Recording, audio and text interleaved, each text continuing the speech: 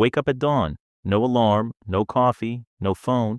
Within the first hour, you have already decided whether your family eats today. This was not a hard day for a caveman. This was Tuesday. For 95% of human existence, there was no such thing as a job, a weekend, or a day off. There was only one task, repeated every single day: stay alive until sunset, and help everyone around you do the same. So what did that actually look like, hour by hour? Anthropologist Richard Lee spent years living alongside the Juhwanzi people of the Kalahari Desert, one of the last populations on Earth still practicing a hunter-gatherer lifestyle similar to our ancient ancestors. His findings destroyed a myth that had dominated anthropology for decades. Everyone assumed prehistoric life was a brutal, non-stop grind for survival. Lee's research found something stranger. The Juhwanzi spent an average of only 15 to 20 hours per week obtaining food. That is less than half of a modern work week. So what filled the rest of the time? Rest, socializing, storytelling, tool maintenance, childcare, naps. This pattern likely mirrors much of prehistoric daily life for tens of thousands of years. Survival was not constant panic. It was a rhythm built around the availability of food and the specific demands of the local environment.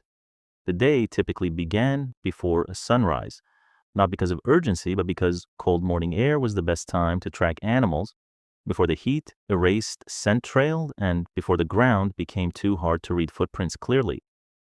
Men and women often had different daily rhythms. In most hunter-gatherer societies studied by anthropologists, men focused heavily on hunting, which required long stretches of travel, patience, and risk. Hunting large game was not a daily guarantee. It could fail more often than it succeeded. Women, meanwhile, were frequently responsible for gathering, which anthropologist Kristen Hawkes has argued was actually the more reliable source of daily calories in most hunter-gatherer societies. Roots, tubers, nuts, fruits, and insects made up the bulk of caloric intake in many environments, far more consistently than meat from a hunt. This means that for much of human history, women's gathering labor may have been the primary economic engine keeping the group alive, while hunting provided occasional feasts, valuable fat and protein, and significant social status.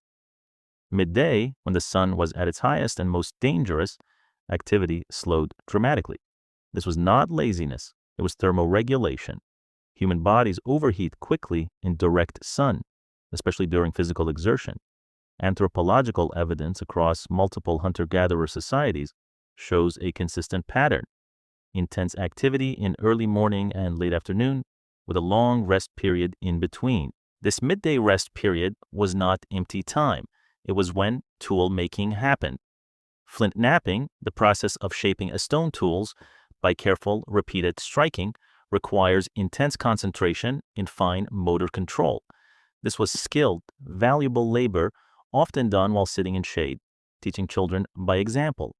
Childcare looked radically different from the modern nuclear family model. Anthropologist Sarah Hrdy has extensively documented what she calls cooperative breeding in hunter-gatherer societies. Children were not raised by two parents in isolation. They were raised by the entire group. Grandmothers, aunts, older siblings, and unrelated adults all participated in childcare throughout the day.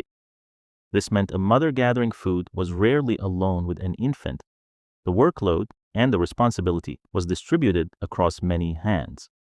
This cooperative structure may explain something remarkable about human childhood. Human children take an extraordinarily long time to reach independence compared to other primates. Hrdy argues this extended childhood was only possible because the burden of care was shared, not carried by one exhausted parent. As afternoon arrived and temperatures dropped, activity picked back up. This was often when the day's food, whatever had been gathered or hunted, was processed, cooked, and shared. Sharing was not optional generosity. In most hunter-gatherer societies studied by anthropologists, food sharing was an enforced social norm.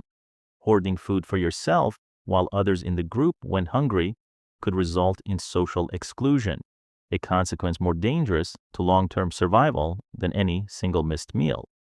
As evening approached, the pace of the day shifted entirely. This was when storytelling occurred. And anthropologist Polly Weissner's research on the Zhuangzi found something specific. Daytime conversation was overwhelmingly practical, focused on logistics, complaints, and economic matters. Nighttime conversation around the fire was different.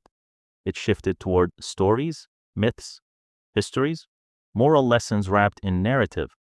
Wiesner's research suggests firelight itself may have played a critical role in human cognitive and cultural evolution, extending the day long enough for storytelling to become a nightly ritual, reinforcing social bonds and passing knowledge across generations.